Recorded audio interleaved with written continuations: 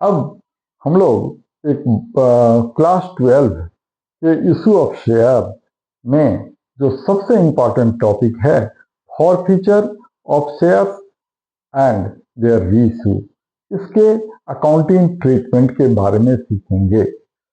Forfeiture of share का मतलब, अगर किसी शेयर पर अलॉटमेंट का या कॉल का अमाउंट ड्यू होता है और कोई शेयर होल्डर उस ड्यू अमाउंट नहीं पे करता है, तो कंपनी एक्ट के अंदर कंपनी के पास में ये राइट है कि जितने पैसे उस डिफॉल्टिंग शेयर होल्डर ने कंपनी को दिए हैं, उन सारे पैसों को कंपनी अपने पास में रख लेती है और उन शेयर होल्डर का नाम भी शेयर होल्डर के लिस्ट से हटा देती है। इस पैसे को रख लेने को, जो पैसे कंपनी को उन शेयर पर मिले हैं, इसी को फॉरफीचर ऑफ शेयर कहते हैं। फॉरफीचर दो सिचुएशन में हो सकते हैं। वैसे शेयर का फॉरफीचर जो या तो पार पर इशू हुए थे या प्रीमियम पर इशू हुए थे और जिस पर प्रीमियम मनी रिसीव हो चुका है। तो अगर शेयर प्रीमियम पर इशू हुए हैं और प्रीमियम मनी रिसीव हो चुका है, तो उसका ट्रीटमेंट बिल्कुल वैसे ही होगा जैसे वो कभी प्रीमियम पर इशू हुआ ही नहीं था या पार पर इशू हुए थे। इस तरह से उसका ट्रीटमेंट करेंगे। तो उसकी जर्नल एंट्री करते हैं शेयर कैपिटल अकाउंट डेबिट, और शेयर कैपिटल अकाउंट डेबिट में अमाउंट कॉल्ड अप लिखते हैं। कॉल्ड अप का मतलब हुआ कि जितने अमाउंट रिसीव हुए हैं प्लस जिस स्टेज में कंपनी शेयर को फॉरफिट कर रही है, जो प्लस जिसका ड्यू अमाउंट है, मतलब received plus not received so far is amount called up, जो कि शेयर कैपिटल में डेबिट करते हैं टू शेयर फॉरफीचर अकाउंट। मतलब जितने भी अमाउंट मिले, एप्लीकेशन का मिला तो एप्लीकेशन मनी को फॉरफीचर अकाउंट में ट्रांसफर करेंगे। अलॉटमेंट का मिल चुका है तो अलॉटमेंट मनी को भी फॉरफीचर में, मतलब जितने अमाउंट मिलते जाएं वो शेयर फॉरफीचर अकाउंट में ट्रांसफर कर देते हैं। और टू कॉल्स इन एरियर, मतलब जो अमाउंट ड्यू है नहीं मिले हैं। अगर ये पता नहीं हो कि अलॉटमेंट का अमाउंट नहीं मिला या कॉल का अमाउंट नहीं मिला, तो कॉल्स इन एरियर अकाउंट लिख देते हैं। लेकिन जब पता हो तो अलॉटमेंट लिख देंगे, जो ड्यू है वो को फर्स्ट कॉल सेकंड कॉल ऐसा लिख देंगे। अब सेकेंड एंट्री वैसे शेयर के फॉरफीचर के लिए जो कि प्रीमियम पर इशू हुए थे और जिस पर प्रीमियम मनी अभी ड्यू है, तो वैसे शेयर के फॉरफीचर की जर्नल एंट्री करते हैं शेयर कैपिटल अकाउंट डेबिट, इसमें भी अमाउंट कॉल्ड अप, मतलब received plus not received. Securities premium account debit,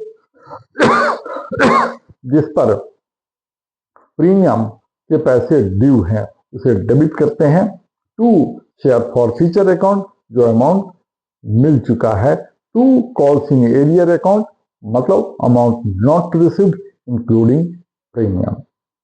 अब ये तो दो एंट्रीज हो गई फॉरफीचर की। अब सीखते हैं री इशू ऑफ फॉरफिटेड शेयर की जर्नल एंट्री। याद रखेंगे कि शेयर का इशू तो पार पर या प्रीमियम पर हो सकता है, लेकिन री इशू पार पर भी हो सकता है, प्रीमियम पर भी हो सकता है, डिस्काउंट पर भी हो सकता है। तो ध्यान में रखेंगे। इस पर एग्जाम में एमसीक्यू में भी क्वेश्चन आ सकते हैं, ऑब्जेक्टिव टाइप क्वेश्चन इस पर हो सकते हैं।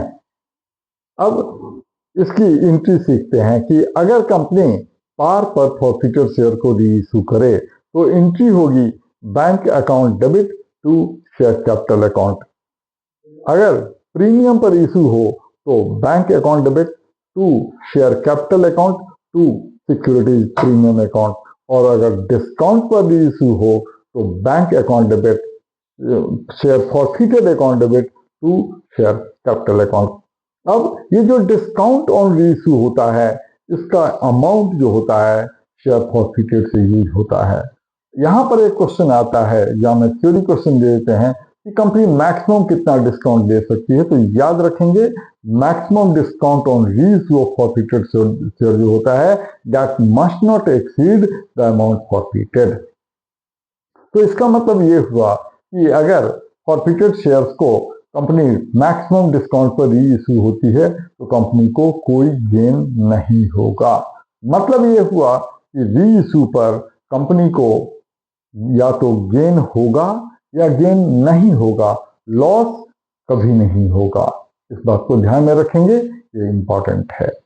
अब गेन निकालने की entry, gain on reissue निकालने की जर्नल एंट्री होती है share forfeited account debit to capital reserve account.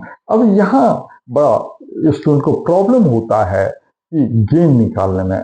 अब गेन निकालने का मैं दो फॉर्मूला बताता हूँ।